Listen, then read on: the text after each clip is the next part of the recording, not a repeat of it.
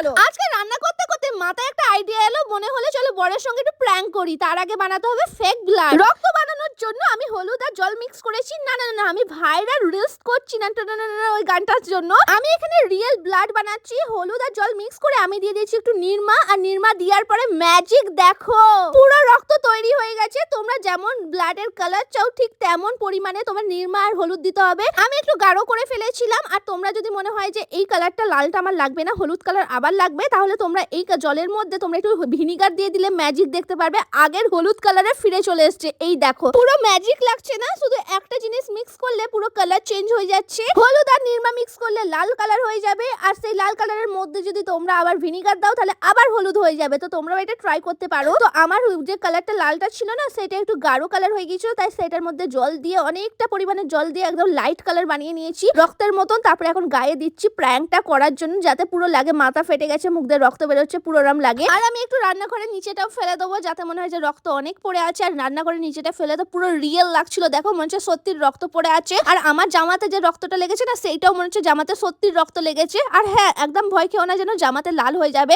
জামাটা না কাচার পরে পুরো লাল কালারটা উঠে যাবে। তো চলো এবার বরের উপর প্র্যাঙ্কটা করা যাক। বর ওই ঘরে শুয়ে আছে আর আমি এই অবস্থা হয়ে গেছি। এবার বরকে ডাকি আর বরের উপর প্র্যাঙ্ক করি। আর প্র্যাঙ্কটা দেখার জন্য নেক্সট ভিডিও অপেক্ষা করো, নেক্সট ভিডিওর প্র্যাঙ্কটা পোস্ট করবো।